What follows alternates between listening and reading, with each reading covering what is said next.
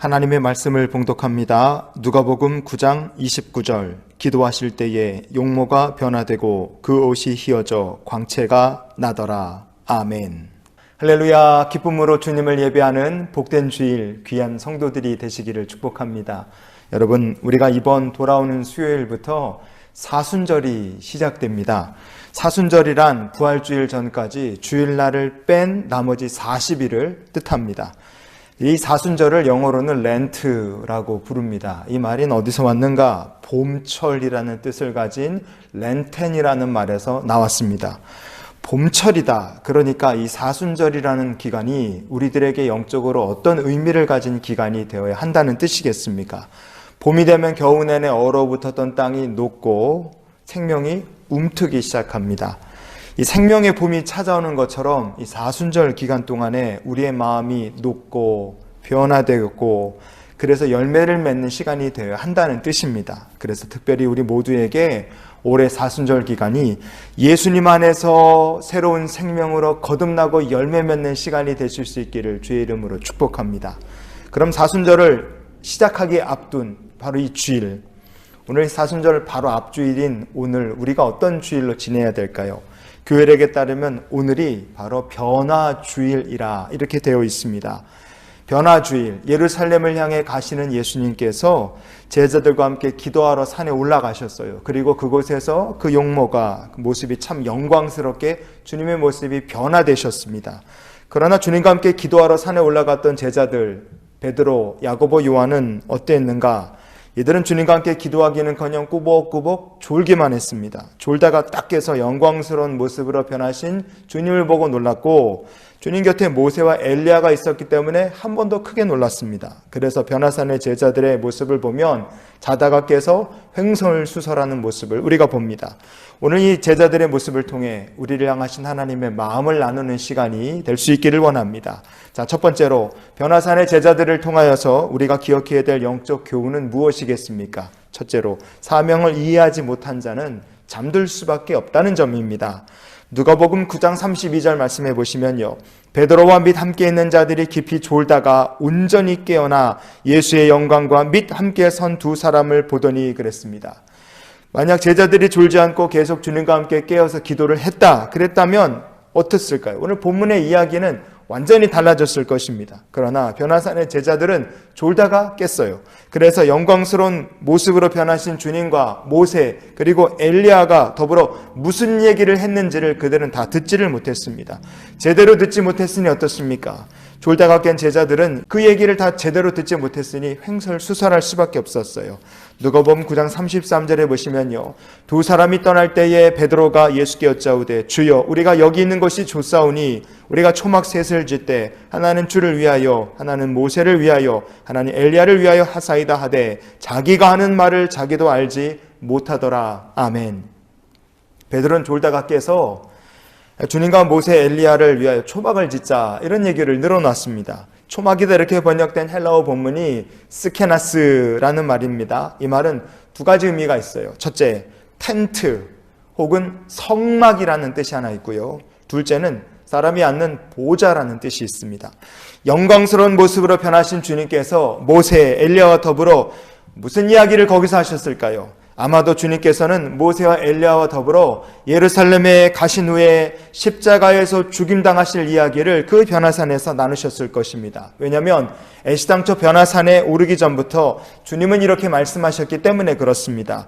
누가복음 9장 22절을 보시면요, 이르시되 인자가 많은 고난을 받고 장로들과 대제사장들과 서기관들에게 버림받아 죽임을 당하고 제3일에 살아나야 하리라 하시고, 아멘. 죽임을 당하고 제3일에 살아나야 하리라. 주님께서는 이미 예루살렘을 향하여 가시는 목적과 이유를 이렇게 분명하게 제자들에게 말씀해 주셨습니다.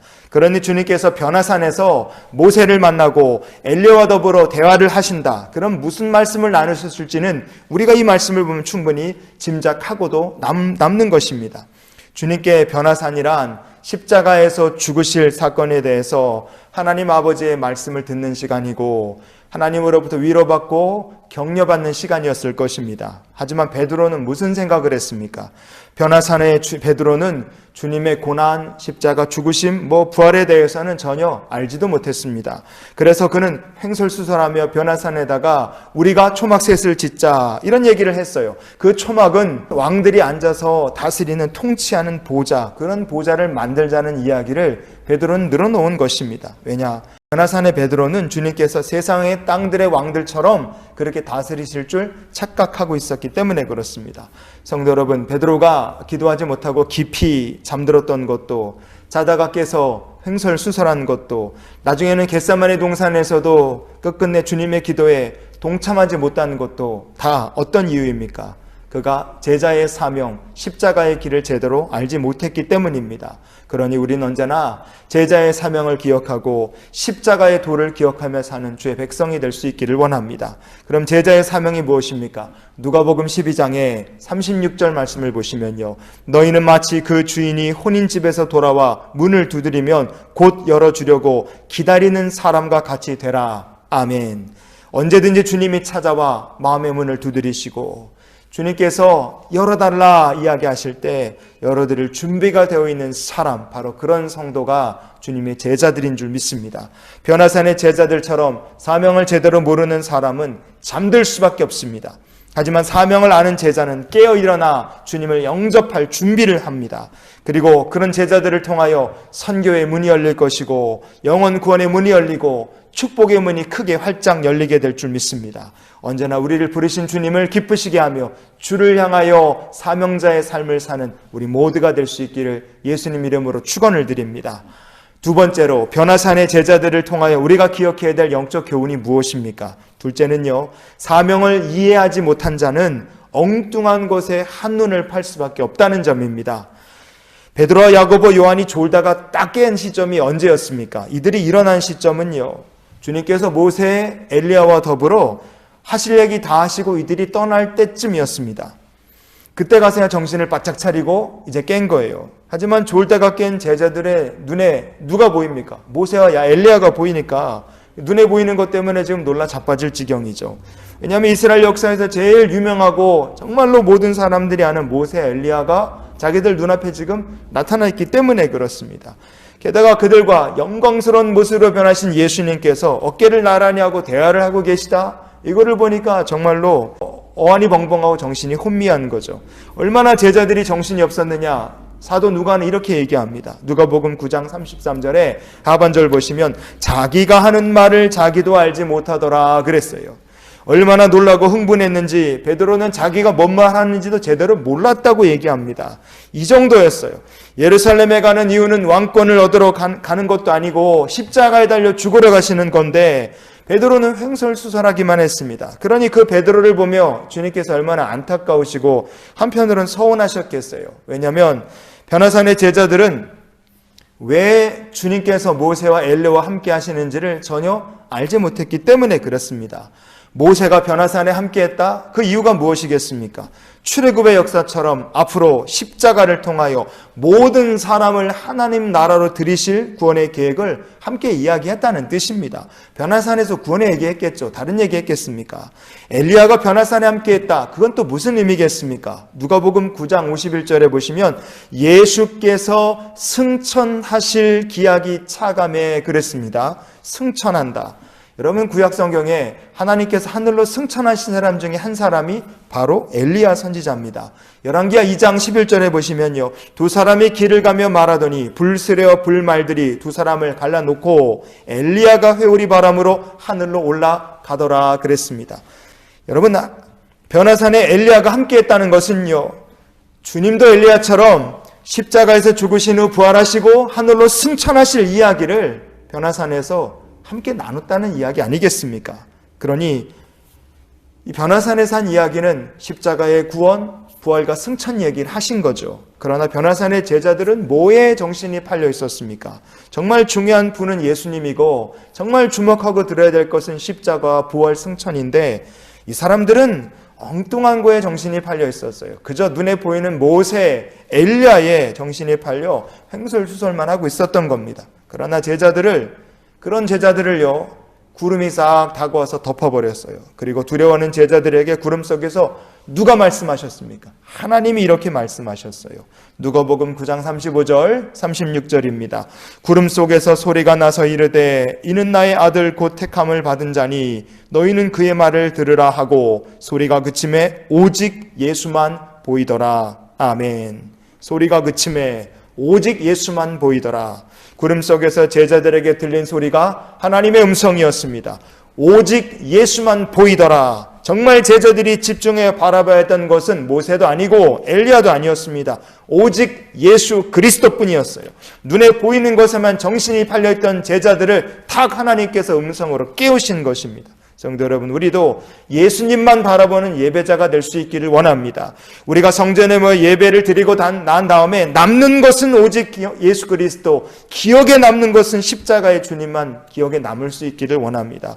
예배 드리고 말씀도 나누고 교제도 하고 다 하고 집에 갔는데 가는 길에 생각해 보니까 남는 게 사람 얘기고 세상 얘기밖에 없더라. 여러분, 그러면 뭔가 잘못된 거죠. 말씀을 듣고 예배를 드리고 기도하고 찬양할 때마다 예수만 보이더라. 저와 여러분의 삶에 주님만 생각나고 주님만 기억나고 주님만 따라가고 닮아가는 예배자가 될 수 있기를 주님 이름으로 축원을 드립니다. 마지막으로 변화산의 제자들을 통하여 우리가 기억해야 될 영적 교훈이 무엇입니까? 마지막은요, 제자의 사명이란 힘있게 세상에 예수님을 전하는 것이란 점입니다.